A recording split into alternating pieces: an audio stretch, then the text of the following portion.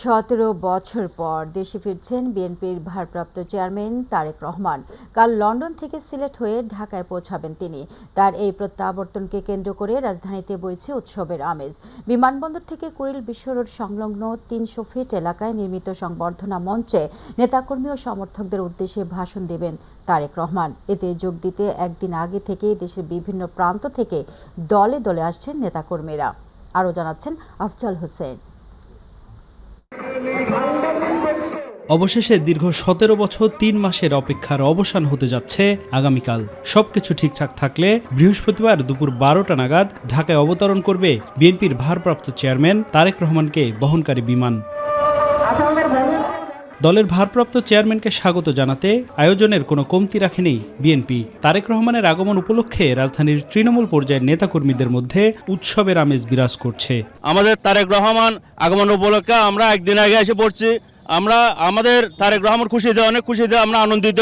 জুলাইয়ের ২৪-এর গণ অভ্যুত্থানের মাধ্যমে যে ইতিহাস সৃষ্টি হয়েছে বাংলাদেশের রাজনীতিতে, সেই ইতিহাসের চূড়ান্ত বিজয় আমাদের জন্য আগামীকালকে। একদিন আগেই ৩০০ ফিটের সমাবেশ স্থলে জড়ো হচ্ছেন নেতাকর্মীরা। স্লোগান, প্ল্যাকার্ড আর উচ্ছ্বাসে পুরো সমাবেশ স্থল যেন উৎসবের আমেজে পরিপূর্ণ হয়ে উঠেছে। অনেকেই সমাবেশের আগের রাত থেকেই মাঠে অবস্থানের প্রস্তুতি নিয়ে এসেছেন। উনি যখন বাংলাদেশে নামবেন তখন বাংলাদেশের আপামর জনতা, আমাদের বিএনপি এবং বিএনপির অঙ্গ সংগঠন এবং সমর্থক সবাই এখন ঐক্যবদ্ধ হবে এবং তারা উজ্জীবিত হবে, আগামীর বিজয়কে নিশ্চিত করবে। জনাব তারেক রহমানকে আমরা সুদীর্ঘ ১৭ বছর ধরে আমরা সরাসরি দেখি নাই, আর এই জন্য আমরা প্রস্তুতি গ্রহণ করি। আর এই জন্যই আমরা গতকালই আমাদের হাজার হাজার নেতাকর্মী এই ঢাকাতে এসে গিয়েছে। আরও আমাদের নেতাকর্মী আজকেও আসছে। সংবর্ধনা মঞ্চের নির্মাণ কাজ শেষ। ব্যানার, পতাকা, তোরণ আর আলোকসজ্জায় সাজানো হয়েছে সমাবেশ স্থল। তদারকি করছেন দলটির সিনিয়র নেতারা। এটা একটা ঐতিহাসিক একটা প্রোগ্রাম। আমাদের অ্যাক্টিং চেয়ারম্যান তারেক রহমানের প্রত্যাবর্তনটা একটা ঐতিহাসিক দিবসের মাধ্যমে পালিত করবে দেশের জনগণ। সব দিক থেকেই ভালো প্রস্তুতি, এবং ইতিমধ্যেই দেখতেছেন নেতাকর্মীরা আনন্দিত। হাজার হাজার নেতাকর্মীর সমাগম করতেছে এই ৩০০ ফিটের রাস্তায়। দেশবাসীও আগ্রহ নিয়ে আছে। ঢাকার পাশাপাশি কিশোরগঞ্জ, নারায়ণগঞ্জ, চট্টগ্রাম, রংপুর, রাজশাহী সহ দেশের বিভিন্ন প্রান্ত থেকে নেতাকর্মীরা আসছেন প্রিয় নেতাকে এক নজর দেখতে। আফজাল হোসেন, মাই টিভি, ঢাকা। আগামীকাল বিএনপির ভারপ্রাপ্ত চেয়ারম্যান তারেক রহমানকে স্বাগত জানাতে লঞ্চ যোগে ঢাকার পথে রওনা দিয়েছেন বরিশাল বিএনপির নেতাকর্মীরা। দলের অঙ্গ সংগঠনগুলো নিজেদের ভিত ও নেতৃত্ব ধরে রাখতে শত শত বাস, মাইক্রো, বিভিন্ন রকমের গাড়ি রিজার্ভ করে বরিশাল থেকে ঢাকার পথে রয়েছেন। দক্ষিণাঞ্চল নদী বেষ্টিত হওয়ায় বরিশাল, পটুয়াখালী, বরগুনা, ভোলা, ঝালকাঠি ও পিরোজপুর থেকে কয়েকশত লঞ্চ ও বাস ঢাকার পথে যাত্রা শুরু করেছে। বহু নেতাকর্মী ব্যক্তিগত গাড়ি নিয়ে ইতোমধ্যে ঢাকায় এসে পৌঁছেছেন। দর্শক, যুক্ত হচ্ছে আমাদের সহকর্মী ইলিয়াস মাদবরের সাথে। ইলিয়াস, সব জল্পনা কল্পনার অবসান ঘটিয়ে কাল দেশে ফিরছেন বিএনপির ভারপ্রাপ্ত চেয়ারম্যান তারেক রহমান। তার অভ্যর্থনা সংবর্ধনা প্রদানের সর্বশেষ প্রস্তুতি কেমন দেখছেন আমাদেরকে জানান। ধন্যবাদ। আমরা এখন রয়েছি রাজধানীর ৩০০ ফিট এলাকায়। আপনি জানেন যে বিএনপির ভারপ্রাপ্ত চেয়ারম্যান তারেক রহমান আগামীকালকে দেশে ফিরছেন। দীর্ঘ ১৭ বছর পর তিনি দেশে ফিরছেন। তাকে সংবর্ধনা দেওয়ার জন্য এই ৩০০ ফিট এলাকায় কিন্তু স্টেজ তৈরি করা হয়েছে। নেতাকর্মীরা, সারা দেশ থেকে নেতাকর্মীরা ইতিমধ্যে আসতে শুরু করেছেন। আমরা দেখেছি যে কুড়িল থেকে যে রোড ঢুকেছে, একটি রাস্তা কিন্তু নেতাকর্মীরা এখানে রহমানের আগমনকে কেন্দ্র করে তারা দীর্ঘ প্রতীক্ষার অবসান ঘটবে তাদের, এবং তারেক রহমান আগামীকালকে এখানে এসে বক্তব্য দিবেন। এখানে জোট আন্দোলনের দলগুলো এবং তারেক রহমানই বক্তব্য দিবেন, এবং তাকে ঘিরে কিন্তু নেতাকর্মীরা উচ্ছ্বসিত। আপনি যেমন শুনতে পাচ্ছেন যে পিছনে, যেমনটা আপনাকে একটু দেখানোর চেষ্টা করব, যে নেতাকর্মীরা এখানে কিন্তু বিভিন্ন ধরনের স্লোগান দিচ্ছেন, তারা উচ্ছ্বসিত প্রকাশ করছেন। আসলে এখানে যারা আসছে, আমরা কারো কাছ থেকে একটু তার অনুভূতি জানার চেষ্টা করব। দীর্ঘ 17 বছর পর তো বিএনপি ভারপ্রাপ্ত চেয়ারম্যান দেশে আসছেন, আপনার অনুভূতি কি? ইলিয়াস, আপনাকে ধন্যবাদ। দর্শক, চলে যাচ্ছি পরের প্রসঙ্গে। দীর্ঘ 1.5 যুগ পর বৃহস্পতিবার বেলা 11:50 বাংলাদেশ এয়ারলাইন্সের একটি বিমানে হযরত শাহজালাল আন্তর্জাতিক বিমানবন্দরে অবতরণ করবেন বিএনপির ভারপ্রাপ্ত চেয়ারম্যান তারেক রহমান। বিমানবন্দর থেকে 300 ফিটে দোয়া ও মিলাদে অংশ নিয়ে মা বেগম খালেদা জিয়ার সাথে এভারকেয়ার হাসপাতালে দেখা করে বাসভবনে যাওয়ার কথা রয়েছে। গুলশানে বিএনপি চেয়ারপারসনের কার্যালয়ে সংবাদ সম্মেলনে তিনি এইসব কথা বলেন। আরও জানাচ্ছেন ইউসুফ আলী। বিএনপির ভারপ্রাপ্ত চেয়ারম্যান তারেক রহমানের আগমনের বিষয়ে বিস্তারিত জানাতে গুলশানে দলের চেয়ারপারসনের কার্যালয়ে সংবাদ সম্মেলনের আয়োজন করে বিএনপি। সমস্ত বিষয়ে দেশবাসীর সহযোগিতা, আপনাদের সহযোগিতা কামনা করছি। দলের স্থায়ী কমিটির সদস্য সালাউদ্দিন আহমেদ বলেন, যুক্তরাজ্য থেকে বাংলাদেশ বিমানে চড়ে সিলেট হয়ে ঢাকায় অবতরণ করবেন বিএনপির ভারপ্রাপ্ত চেয়ারম্যান তারেক রহমান। তিনি বাংলাদেশ বিমানের এক নিয়মিত ফ্লাইটে বেলা 11:50 ঢাকায় অবতরণ করবেন ইনশাআল্লাহ। জনদুর্ভোগ পরিহার করতে তিনি সরকারি ছুটির দিনকে তার প্রত্যাবর্তনের দিন হিসেবে নির্ধারণ করেছেন। এমন একটি দিন নির্বাচন করেছেন যার পরপর 2 দিন সরকারি ছুটি, সব মিলিয়ে টানা 3 দিনের ছুটি। বিমানবন্দর থেকে 300 ফিট রাস্তায় অভ্যর্থনাস্থল, সেখান থেকে দেশনেত্রী বেগম খালেদা জিয়াকে দেখতে যাওয়া এভারকেয়ার হাসপাতাল থেকে তিনি সরাসরি বাসভবনে চলে আসবেন। 300 ফিট সড়কের পাশে স্থাপিত মঞ্চ কোনো সংবর্ধনা কিংবা সমাবেশ নয় বলেও জানান তিনি।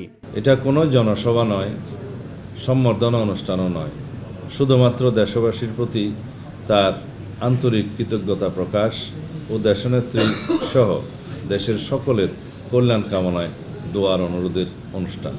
আমরা এই আয়োজনের কলেবর যত ছোটই রাখতে চাই না কেন, 17 বছর ধরে অপেক্ষমান দেশের সকল প্রান্ত থেকে আসা নেতাকর্মী সমর্থকদের বাঁধ ভাঙা রাজধানীমুখী স্রোত নিয়ন্ত্রণের ক্ষমতা আমাদের নেই। সালাউদ্দিন বলেন, বৃহস্পতিবার নিজ বাসভবনে রাত্রি যাপনের পর 26 ও 27 ডিসেম্বর বিভিন্ন কাজে ব্যস্ত থাকবেন বিএনপির ভারপ্রাপ্ত চেয়ারম্যান তারেক রহমান। 26 তারিখ শুক্রবার বাদ জুম্মা তিনি বাসভবন থেকে রওনা হয়ে প্রথমে শহীদ জিয়ার মাজার জিয়ারত করবেন এবং সেখান থেকে জাতীয় স্মৃতিসৌধে তিনি শ্রদ্ধা জ্ঞাপন করতে যাবেন। 27 তারিখে তিনি এনআইডি কার্ড এবং ভোটার হওয়ার সমস্ত কাজগুলো সেদিন করবেন। এরপরে শহীদ উসমান হাদির কবর জিয়ারত করবেন এবং যাওয়ার পথে তিনি পঙ্গু হাসপাতালে জুলাই অভ্যুত্থানের যে কর্মসূচি, পঙ্গু হাসপাতালে যাওয়া, তাদেরকে দেখতে যাওয়া সেটা, এবং এরপর আরেকটি অনুষ্ঠান হবে, সেটা এখনো আমরা বিস্তারিত ঠিক করি না, আপনাদেরকে যথাসময়ে জানাবো। এদিকে নিরাপত্তার বিষয়টি মাথায় রেখে দলীয় নির্দেশনা মেনে চলার আহ্বান জানান বিএনপির মিডিয়া সেলের আহ্বায়ক ডাক্তার মওদুদ হোসেন আলমগীর পাবেল। প্রথমেই মিডিয়ার কর্মীদের জন্য আমরা আপনাদের জন্য যারা সেটা জায়গা নির্ধারণ করা আছে, একটা রেড জোন আছে যেটাকে অতিক্রম কেউই করতে পারবে না, ফলে সেখানে কেউই আপনারা দয়া করে প্রবেশের চেষ্টা করবেন না। আপনাদের জন্য নির্দিষ্ট জায়গা সেখানে করা আছে। সিলেট ওসমানী আন্তর্জাতিক বিমানবন্দরে বিশ্রামের জন্য বিমান অবতরণ করলেও সেখানে দলীয় নেতাকর্মীদের জড়ো না হওয়ার আহ্বান জানান দলের সিনিয়র যুগ্ম মহাসচিব রুহুল কবির রিজভী আহমেদ।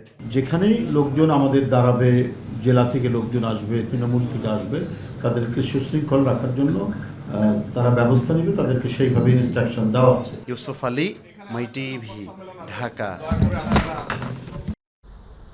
ওসমান হাদি ও দীপু চন্দ্র দাস হত্যাকাণ্ডের তদন্ত দ্রুত শেষ করে মামলা দুটি দ্রুত বিচার ট্রাইব্যুনালে স্থানান্তর করা হবে বলে জানিয়েছেন প্রধান উপদেষ্টা প্রেস সচিব শফিকুল আলম। বিকেলে ফরেন সার্ভিস একাডেমিতে উপদেষ্টা পরিষদের বৈঠক শেষে সংবাদ ব্রিফিংয়ে এই তথ্য জানান তিনি। বিএনপির ভারপ্রাপ্ত চেয়ারম্যান তারেক রহমানের প্রত্যাবর্তনকে স্বাগত নিয়ে প্রেস সচিব বলেন, তার দেশে ফেরা নিয়ে সর্বোচ্চ নিরাপত্তা ব্যবস্থা করেছে সরকার। তিনি আরও জানান, কার্যক্রম নিষিদ্ধ থাকায় আওয়ামী লীগ নির্বাচন করতে পারবে না। আরও জানাচ্ছেন মাহবুব সৈকত। প্রধান উপদেষ্টা অধ্যাপক ডক্টর মোহাম্মদ ইউনূসের সভাপতিত্বে বুধবার সকালে রাজধানীর তেজগাঁওয়ে প্রধান উপদেষ্টার কার্যালয়ে উপদেষ্টা পরিষদের বৈঠক অনুষ্ঠিত হয়। এতে বাংলাদেশ টেলিযোগাযোগ সংশোধন অধ্যাদেশ 2025-এর খসড়া অনুমোদন এবং 2024-25 অর্থবছরের সংশোধিত বাজেটের বিভিন্ন গুরুত্বপূর্ণ দিক নিয়ে আলোচনা হয়। বৈঠক শেষে বিকেলে রাজধানীর ফরেন সার্ভিস একাডেমিতে সংবাদ সম্মেলনে এ বিষয়ে তুলে ধরেন প্রধান উপদেষ্টার প্রেস সচিব শফিকুল আলম। শহীদ ওসমান হাদি এবং দীপু চন্দ্র দাস হত্যাকাণ্ডের মামলা দুটি দ্রুত বিচার ট্রাইব্যুনালে হস্তান্তর করা হবে বলেও সাংবাদিকদের প্রশ্নের উত্তরে জানান তিনি। সরকার দীপু চন্দ্র দাসের ফ্যামিলির সাথে আছে, তার জন্য যা যা করার দরকার তাদের প্রয়োজন অনুযায়ী করা হবে এবং আজকে ল মিনিস্টার জানিয়েছেন যে এই কেসটা যখন এটার ইনভেস্টিগেশন হবে তারপরে এই কেসটা দ্রুত বিচার আইনে এই কেসটা ট্রায়ালটা হবে। আর ওসমান হাদির বিষয়ে আমরা তো বলছি যে আমরা সিরিয়াসলি এটা ইনভেস্টিগেট করছি, আর আমাদের ল অ্যাডভাইজার কিন্তু জানিয়েছেন যে এটা দ্রুত বিচার ট্রাইব্যুনালে এটার বিচারটা হবে। বিএনপির ভারপ্রাপ্ত চেয়ারম্যান তারেক রহমানের প্রত্যাবর্তনকে স্বাগত জানিয়ে সরকার তার সর্বোচ্চ নিরাপত্তা ব্যবস্থা গ্রহণ করেছে বলেও জানান প্রেস সচিব। তার দল তার নিরাপত্তার বিষয়টা দেখছে, বাট সরকারের কাছে যা যা সহযোগিতা ওনারা চাচ্ছেন আমরা সেই সহযোগিতাগুলো দিচ্ছি। আওয়ামী লীগের ব্যাপারে সরকারের অবস্থান আগের মতোই রয়েছে বলেও জানান শফিকুল আলম। এই বিষয়ে আজকে একটু আলাপ হয়েছে। মাহবুব সৈকত, মাই টিভি, ঢাকা। আমি তো যেটা দর্শক, এই মুহূর্তে বরিশাল থেকে ঢাকামুখী নেতাকর্মীদের খবর জানাতে যুক্ত হচ্ছেন আমাদের সহকর্মী পারভেজ রাসেল। পারভেজ, তারেক রহমানকে স্বাগত জানাতে নেতাকর্মীদের ঢাকামুখী স্রোত কেমন দেখছেন জানান।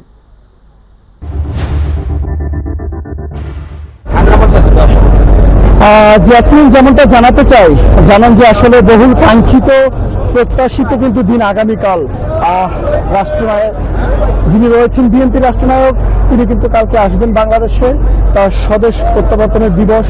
এই উপলক্ষে কিন্তু জানান যে গোটা দেশের ন্যায় বরিশালেও কিন্তু ব্যাপক উৎসাহ উদ্দীপনা নিয়ে কিন্তু নেতাকর্মীরা সেই ঢাকা অভিমুখী যাত্রা শুরু করেছে। ইতিমধ্যে বরিশাল থেকে কিন্তু সড়ক পথে প্রায় শতাধিক বাস কিন্তু ছেড়ে গিয়েছে। আজ সারাদিন ব্যাপী কিন্তু বাসগুলো চলে গেছে এবং অনেকে কর্মব্যস্ত মানুষ তারা রাতে কিন্তু যাবে। পাশাপাশি বড় একটা অংশ কিন্তু যাবে, জানেন যে নদী বেষ্টিত এই অঞ্চল, সব থেকে বেশি লঞ্চ সমাগম হবে কিন্তু আসলে নদী পথে। সে লক্ষ্যে বরিশাল নৌ টার্মিনালে এই মুহূর্তে 4টি লঞ্চ রয়েছে। প্রতিটি লঞ্চেই কিন্তু আসলে নেতাকর্মীরা যাবে। জেলা, মহানগর এবং উত্তর দক্ষিণ মিলে কিন্তু 4টি লঞ্চই আসলে করেছে। এখান থেকে প্রায় কয়েক লাখ মানুষের যে যাত্রা সেটা কিন্তু ঢাকায় কিন্তু এই লঞ্চ যোগে যাবে এবং নেতাকর্মী ইতিমধ্যে আসতে শুরু করেছে, এসে তাদের জায়গা অবস্থান নেওয়া শুরু করেছে এবং যাতে আসলে আগামীকালকের জনসভাটা সফল হয় সে লক্ষ্যেই কিন্তু তাদের এই যাত্রা।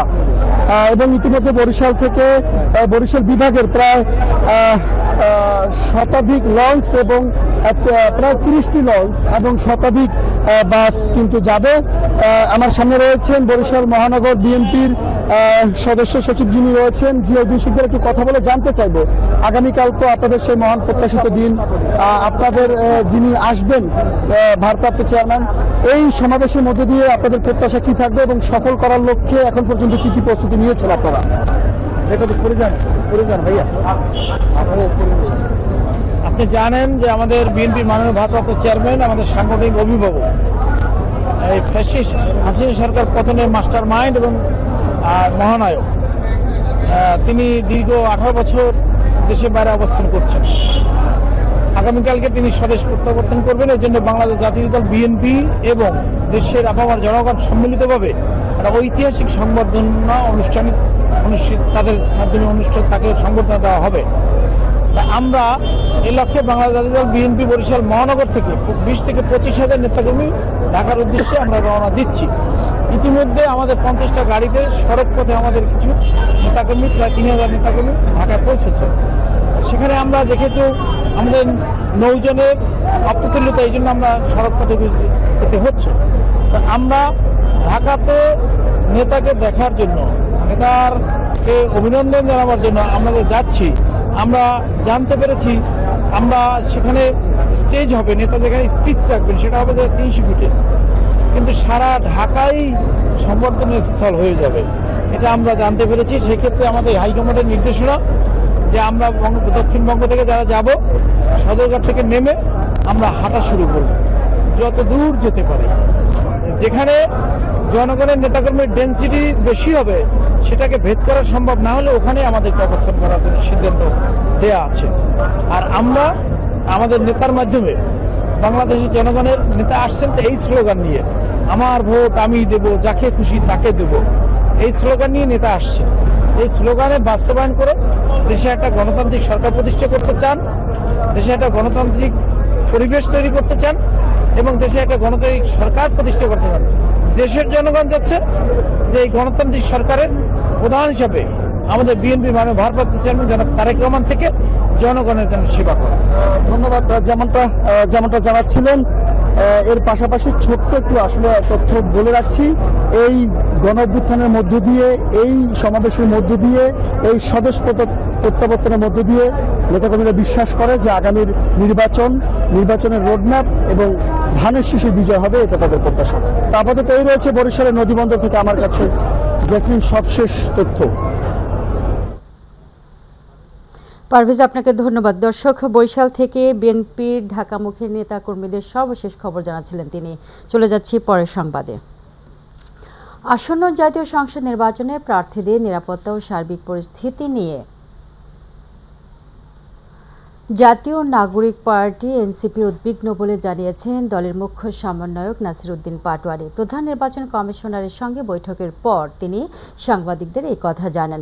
এরপর বিকেল ৩টায় নির্বাচন কমিশনের সঙ্গে বৈঠক করেন জামায়াতের একটি প্রতিনিধি দল। এ সময় বিএনপির নির্বাচনী আচরণবিধি লঙ্ঘনের আশঙ্কা প্রকাশ করে দলটি। পরে পোস্টাল ভোটে নিবন্ধনের সময় ৩১ ডিসেম্বর পর্যন্ত বাড়ানো হয়েছে বলে জানান ইসির সিনিয়র সচিব আখতার আহমেদ।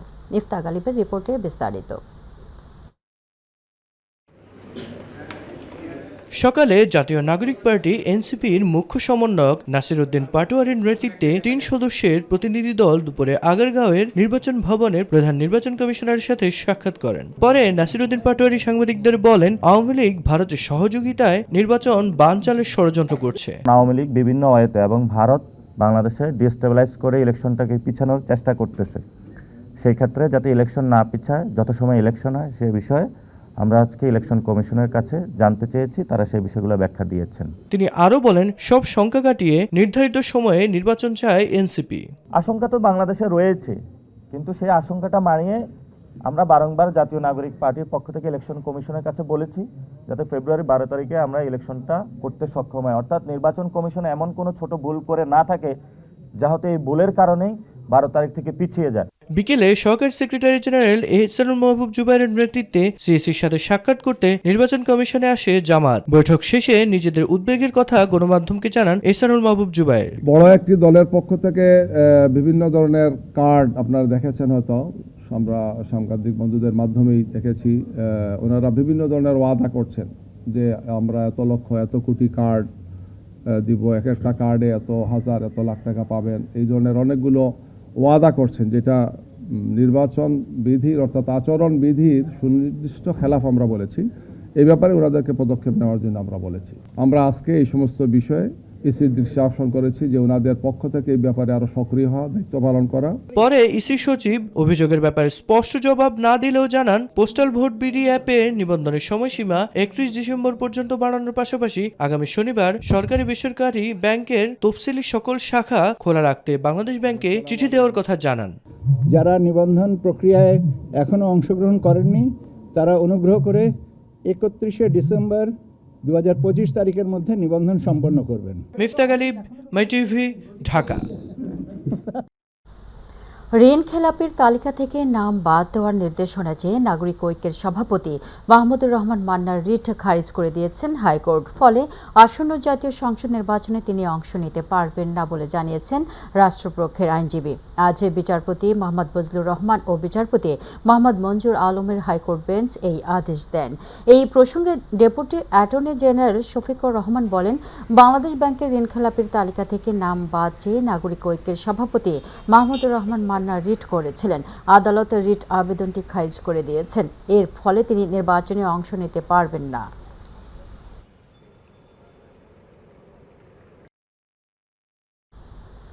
লিবারেল ডেমোক্রেটিক পার্টির মহাসচিব রেদওয়ান আহমেদ এলডিপি থেকে পদত্যাগ করে বিএনপিতে যোগ দিয়েছেন। সকালে গুলশানে দলের চেয়ারপারসনের কার্যালয়ে সংবাদ সম্মেলন করে তিনি পদত্যাগ ও বিএনপিতে যোগ দেওয়ার বিষয়টি নিশ্চিত করেন। রেদওয়ান বলেন, এলডিপির চেয়ারম্যান কর্নেল ওলি আহমেদ বিএনপির ছেড়ে দেওয়া আসনে সন্তুষ্ট না হয় তিনি এই সিদ্ধান্ত নিয়েছেন। তিনি কুমিল্লা ৭ আসন থেকে ধানের শীষ প্রতীক নিয়ে ত্রয়োদশ জাতীয় সংসদ নির্বাচনে প্রতিদ্বন্দ্বিতা করবেন বলে জানান বিএনপির মহাসচিব মির্জা ফখরুল ইসলাম আলমগীর। কর্নেল ওলি আহমেদ দলের সভাপতি, তিনি একটু ভিন্ন মত পোষণ করেছেন। তো আমি ব্যক্তিগতভাবে এই বিএনপির প্রতিষ্ঠা লগ্ন থেকে বিএনপির সাথেই ছিলাম। তো আমি বিএনপিতে যোগদান করে বিএনপির প্রতিনিধি হিসাবে নির্বাচনে প্রতিদ্বন্দ্বিতা করব। এলডিপি থেকে ডক্টর রিদওয়ান আহমেদ এলডিপি থেকে যোগ দিলেন, আমার বিএনপিতে যোগ দিয়েছেন। তার জন্য আমরা কুমিল্লা ৭ এই আসনটি আমরা এটা তাকে দেওয়া হচ্ছে। পিরোজপুর ১-এ মোস্তফা জামাল হায়দার, চেয়ারম্যান জাতীয় party. Narail ২ doctor Fariduzzaman Farhad, chairman NPP. Jessore ৫ মুফতি রশিদ বিন ওয়াক্কাস, ইসলামী ঐক্য জোট। ঝিনাইদহ ৪ মোহাম্মদ রাশেদ খান, গণ অধিকার। ববি হাজ্জাজ, এনডিএম, তিনি বিএনপিতে যোগ দেবেন এবং সেটা ঢাকা ১৩। বিপ্লবী ওয়ার্কার্স পার্টির জনাব সাইফুল হক, ঢাকা ১২। মাহমুদুর রহমান মান্না, বগুড়া ২ নাগরিক ঐক্য। নুরুল হক নূর, গণ অধিকার, পটুয়াখালী ৩। ব্রাহ্মণবাড়িয়া ৬ মোহাম্মদ জুনায়েদ আব্দুর রহিম সাকি, গণসংহতি আন্দোলন। জুলাই আন্দোলনে চানখারপুলে ৬ হত্যা মামলার রায় ঘোষণা হবে ২০ জানুয়ারি। যুক্তিতর্ক উপস্থাপন শেষে বুধবার এই দিন ধার্য করেন আন্তর্জাতিক অপরাধ ট্রাইব্যুনাল। রায় দিন ধার্য হওয়া জুলাই হত্যাকাণ্ডের ঘটনায় এটি দ্বিতীয় মামলা। এদিকে রামপুরায় ২৮ জনকে হত্যা মামলায় সেনা কর্মকর্তা কর্নেল রেদওয়ানুল ইসলাম, মেজর রাফাত বিন আলম ও ২ পুলিশ কর্মকর্তার বিরুদ্ধে অভিযোগ গঠন করে বিচার শুরুর আদেশ দিয়েছেন ট্রাইব্যুনাল। সূচনা বক্তব্য উপস্থাপন ও সাক্ষ্য গ্রহণের জন্য ২০ জানুয়ারি দিন ধার্য করা হয়েছে। আরও জানাচ্ছেন এসএম আরিফ।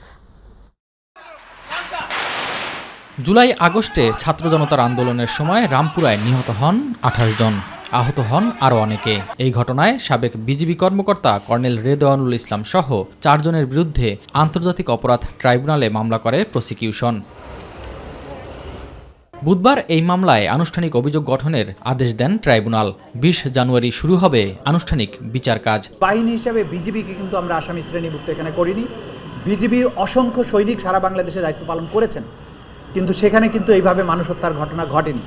স্পেসিফিক্যালি এই ২ জন আসামি অতি উৎসাহী হয়ে তারা কমান্ডিং পজিশনে থেকে এই 2 দিন তাদের নেতৃত্বে রামপুরা এবং বনশ্রী এলাকায় হত্যাযজ্ঞ চলেছে। পালিয়ে না গিয়ে ওনারা একটা বড় প্রমাণ দিয়েছেন যে ওনারা আসলে নির্দোষ এবং ওনাদের মাধ্যমে কোনো ক্যাজুয়ালিটি হয় নাই। এই মামলাটা সম্পূর্ণ মিডিয়া হাইপ। কেন? বিকজ এখানে একটা রাষ্ট্রের একটা ফেইলার আছে। মঙ্গলবার টিএফআই সেলে গুমের মামলার অভিযোগ গঠনের দিন ট্রাইব্যুনালে উত্তপ্ত বাক্য বিনিময়ের বিষয়েও কথা বলেন চিফ প্রসিকিউটর। এখানে আইনে সুনির্দিষ্ট করে দেওয়া হয়েছে বিচারের যখন শুরু হবে তারপরে 3 সপ্তাহের প্রস্তুতির সময় দিতে হবে কমপক্ষে। সেখানে তারা 7 সপ্তাহ সময় এনজয় করেছেন, তার আগের 1 মাস 4 সপ্তাহ এবং যেদিন ডেট দেওয়া হয়েছিল তার থেকে পরবর্তী 3 সপ্তাহ। তা সত্ত্বেও তারা এই সময়ের জন্য আননেসেসারি ক্যাওস তৈরি করে, কোর্টের মধ্যে সিচুয়েশন তৈরি করে তারা মিডিয়াতে আসতে চান। তারা এটাকে নিয়ে হাইলাইটেড করতে চান। চিফ প্রসিকিউটর প্রসিকিউশনের সমালোচনার মাধ্যমে বিচারটাকে প্রশ্নবিদ্ধ করার চেষ্টা করেন। সব কিছুই অসৎ উদ্দেশ্যে তারা করেছেন। একই ট্রাইব্যুনালে চাংখারপুলে শিক্ষার্থী আনাস সহ 6 হত্যা মামলার রায়ের জন্য ২০ জানুয়ারি দিন ধার্য করা হয়েছে। যুক্তিতর্ক উপস্থাপন শেষে এদিন ধার্য করা হয়। এদিকে যাত্রাবাড়ির ইমাম হোসাইন টাইম হত্যা মামলায় সাবেক ডিএমপি কমিশনার হাবিব সহ 11 জনের বিরুদ্ধে অভিযোগ আমলে নিয়েছে আন্তর্জাতিক অপরাধ ট্রাইব্যুনাল। ২০ জানুয়ারির মধ্যে আসামিদের ট্রাইব্যুনালে হাজির হওয়ার নির্দেশ দেওয়া হয়। এসএম আরিফ, মাই টিভি, ঢাকা। বড়দিন ঘিরে রাজধানীর চার্চগুলোতে এখন সাজ সাজ রব। এর মধ্যে সাজানো হয়েছে বাসাবাড়ি, কেনা হয়েছে নতুন কাপড়। বরাবরের মতো তারকা হোটেলগুলোতেও থাকছে নানা আয়োজন। মানবের মাঝে প্রেম, ভ্রাতৃত্ব আর শান্তির বাণী ছড়িয়ে দিতে পৃথিবীতে আবির্ভূত হয়েছিলেন যিশু। তার আগমনের এই পুণ্যতিথি উদযাপনে সারা বছর ধরে তার অপেক্ষায় থাকেন ভক্তরা। পারভেজ রাসেলকে সাথে নিয়ে জুবাইর রহমানের রিপোর্ট। বিশ্বজুড়ে খ্রিস্টান ধর্মাবলম্বীদের সবচেয়ে বড় ধর্মীয় উৎসব বড়দিন। উৎসব উদযাপনে ঢাকাসহ দেশের বিভিন্ন স্থানে গির্জা ও খ্রিস্টান পরিবারগুলোতে চলছে শেষ মুহূর্তের প্রস্তুতি। 2000 বছরেরও আগে ফিলিস্তিনের বেথলেহেম শহরে জন্ম যিশু খ্রিস্টের। মানবজাতিকে ভালোবাসা, ক্ষমা আর শান্তির পথ দেখাতেই তার এই আগমন, এমনটাই বিশ্বাস খ্রিস্টান ধর্মাবলম্বীদের। একটি সাধারণ গোশালায় মা মেরির কোল আলো করে আগমন যিশু খ্রিস্টের। তাই গোশালায় জন্ম নেয়ার সেই গল্প আজও বড়দিনের মূল প্রতীক হয়ে দাঁড়িয়েছে। রঙিন সাজে সাজানো চার্চগুলো যেন সেই ইতিহাস ও ঐতিহ্যের প্রতিচ্ছবি। বরিশালের মধ্যে সবথেকে ভালো অবস্থানে আছি আমরা, ক্যাথিড্রাল। বড়দিনে সবাইকে শুভেচ্ছা জানাচ্ছি। আমাদের বড়দিনের প্রত্যাশা থাকবে আমরা যেন সবাইকে মিলে এই বড়দিনের আনন্দ যেন উদযাপন করতে পারি। বড়দিনের আগে 4 সপ্তাহের অপেক্ষার সময়কে বলা হয় আগমনকাল। এই সময় শুধু উৎসবের প্রস্তুতিই নয়, নিজেকে শুদ্ধ করার মধ্য দিয়েই বড়দিনকে স্বাগত জানান খ্রিস্টান ধর্মাবলম্বীরা। বাহ্যিক দিক দিয়েও প্রস্তুতি চলছে, আধ্যাত্মিক দিক দিয়েও আমাদের প্রস্তুতি চলছে।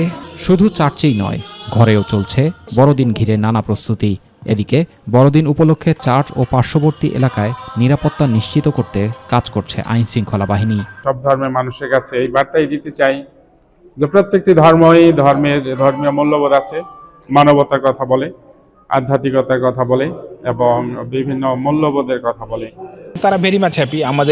আমরা যেভাবে পদক্ষেপ নিচ্ছি তাতে তারা অনেক সন্তোষ প্রকাশ করেছে এবং বিগত দিনেও কোনো ঝামেলা হয়নি, এবারও আশা করছি কোনো ঝামেলা হবে না।